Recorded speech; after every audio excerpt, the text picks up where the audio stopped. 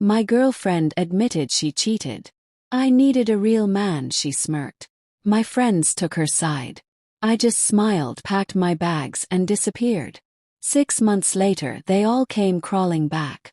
It was a cold Tuesday night in Chicago. We sat in my tiny apartment, the one I'd been saving up to leave. Sarah was painting her nails black, like she always did when she was planning something bad.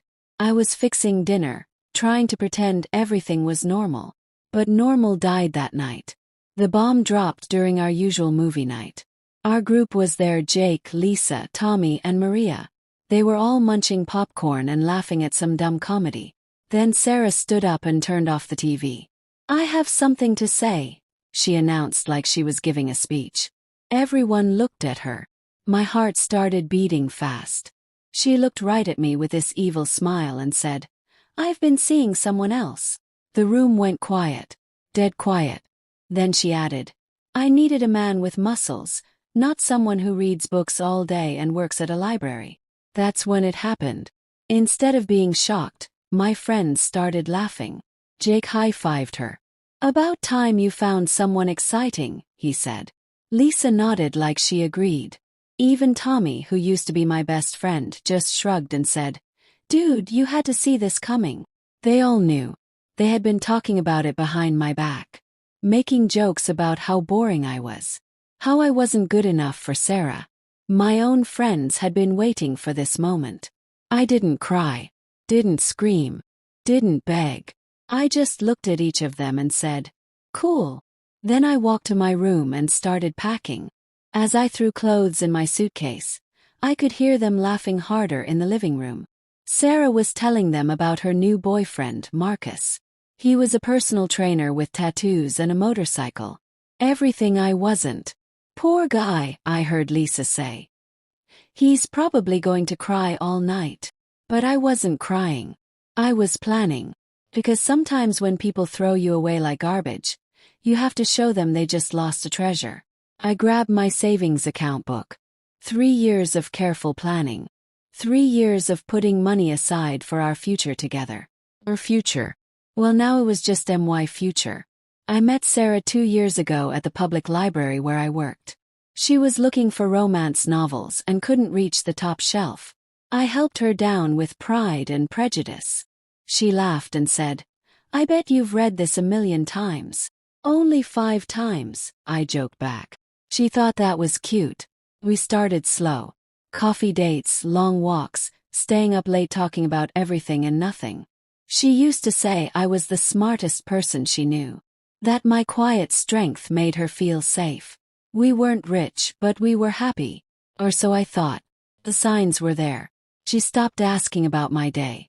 Stopped laughing at my jokes. Started going out with work friends every weekend.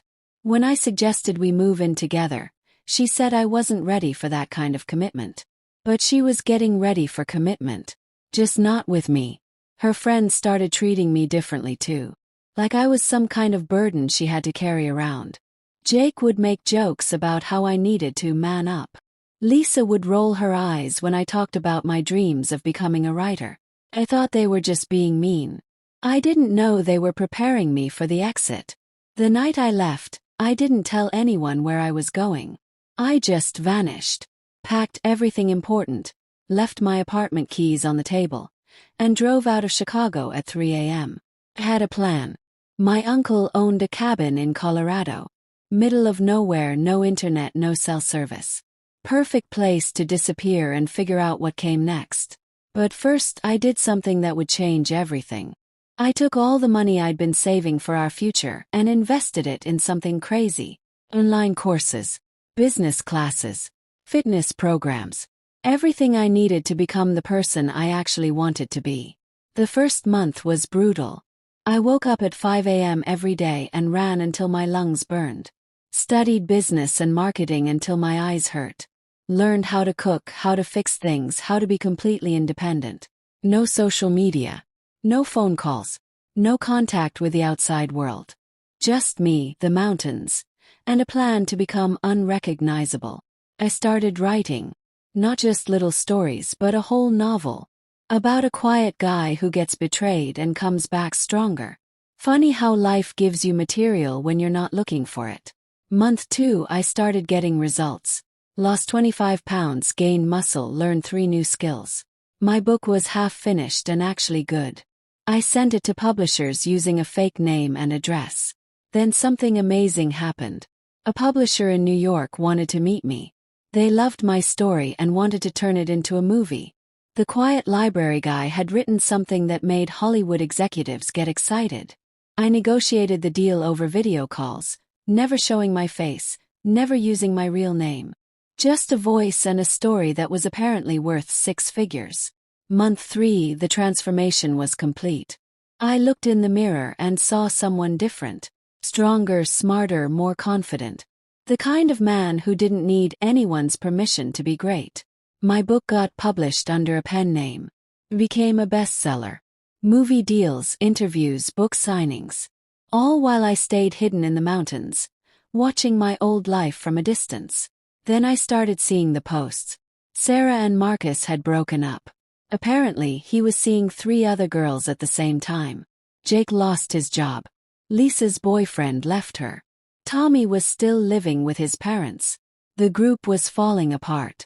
Without me to make fun of, they started turning on each other. Sarah was posting sad quotes about heartbreak.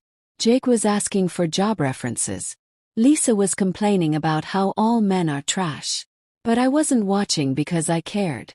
I was watching because I was curious. How long would it take them to realize what they'd lost? The answer came sooner than I expected. Month 4, my phone started ringing. I'd kept the same number but never answered. The voicemails piled up like autumn leaves. Sarah, I know you probably hate me, but I need to explain. Jake, dude, where are you? People are asking about you. Lisa, I saw your book in the store. Is that really you? Tommy, man, I messed up. We all did. Call me back. I listened to every single one. Not because I missed them, but because I wanted to understand how it felt to realize you'd thrown away something valuable. The calls got more desperate. Sarah found out about the movie deal. Someone had connected the dots between my disappearance and the mysterious best-selling author. She was crying on my voicemail, begging me to come back. I was stupid, she sobbed. Marcus was a fake. You were real. You were always real. Jake left 15 messages in one day. He'd seen me on a talk show. Face hidden but voice recognizable. You're famous now. How did this happen? I want to be part of it. Even my old boss from the library called. Apparently, people were coming in asking about the quiet guy who wrote the book. Month 5, the movie came out. It was a hit. The story of a man who gets betrayed and comes back stronger resonated with millions of people. I was invited to award shows, talk shows, everything. But I stayed hidden. Did interviews with my voice disguised, appeared in shadows, kept my identity secret.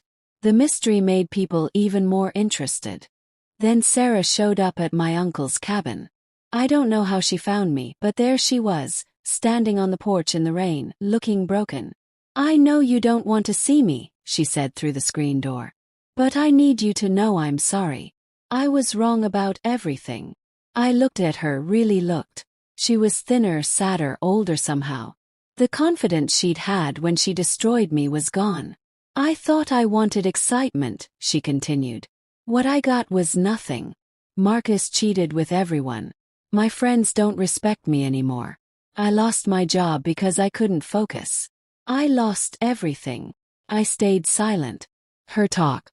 You were building something real, she whispered. I was too stupid to see it. Then came the part that broke my heart. Not for her, but for who I used to be. I know about the book, she said. I know about the movie. I know you're successful now. I'm not here because of that. I'm here because I finally understand what I lost. She pulled out a worn copy of my book. I've read this 50 times. This character, this story. It's us, isn't it? It's what we could have been if I hadn't been so blind. I opened the screen door and stepped outside. She looked up at me with hope in her eyes. You're right, I said quietly. It is about us, but not the us that existed. It's about the us that could have been if you'd believed in me when I was just a quiet guy with big dreams. She started crying. I believe in you now. Now is too late, I said, not angry, just honest. You didn't love me. You loved the idea of me. And when someone better came along, you threw me away like I was nothing. But you're not nothing, she sobbed. You're everything. You're successful, you're strong, I'm the same person I always was, I interrupted. The only difference is now other people can see my worth. I handed her a tissue and sat down on the porch steps. Sarah, I spent 2 years trying to be enough for you. Trying to be more exciting, more muscular, more everything. But I was already enough. You just couldn't see it. She sat down next to me, but I moved away. I can see it now, she whispered. That's the problem, I said. You can only see it now that everyone else sees it. That's not love. That's regret. The rain was getting heavier. I stood up and opened the door. You should go. Drive safe. Please, she begged. Give me another chance. I'll do anything. I'll be better. You'll be better for the next guy, I said gently. Because you learned something from this. But you can't be better for me. Too much has been broken. She stood up, mascara running down her cheeks. I love you. No, I said. You love who I became without you. You love the success, the mystery, the transformation. But you never loved the quiet guy who read books and worked at the library. And that was the truth that hurt most of all. I watched her drive away in the rain. My phone buzzed with more messages from Jake, Lisa, Tommy. They all wanted to be part of my new life. They all had excuses for why they'd sided with her. But I was done with excuses. Done with people who only valued me when others did first. I went back inside and continued writing my second book. This one about forgiveness. Not forgiving others, but forgiving yourself for allowing people to treat you like you were disposable. A year later, I moved to a penthouse in New York. My second book was even more successful than the first. I had everything I'd ever dreamed of and more. Sarah tried to contact me one last time. She'd moved to New York too. Coincidentally. She was working as a waitress, struggling to make ends meet. I'm happy for you, she texted. You deserve all of this success. I just want you to know I'm proud of you. I read the message and smiled. Not because I was cruel, but because I realized something important. I wasn't angry anymore. I wasn't hurt. I was just free. The best revenge isn't about making someone suffer. It's about becoming so completely whole that their absence doesn't leave a hole in your life. Sarah taught me something valuable. Never trust someone who only sees your worth when everyone else does first. Real love sees potential in the darkness and chooses to believe in it. I never responded to her text. Not because I was being mean, but because I had nothing left to say. Sometimes the loudest statement is silence. Sometimes the best revenge is just living well and never looking back. Was this revenge justified? Or was it simply justice? If this story made you think, made you feel, made you remember someone who didn't see your worth until it was too late, don't just scroll away. Hit that like button, subscribe to Granny Twisted Tales, and share your story in the comments. Because every betrayal teaches us something. Every ending is really a beginning. And every silence has the power to say everything. Thank you for being part of Granny Twisted Tales, where every story has a lesson, and every ending has a purpose.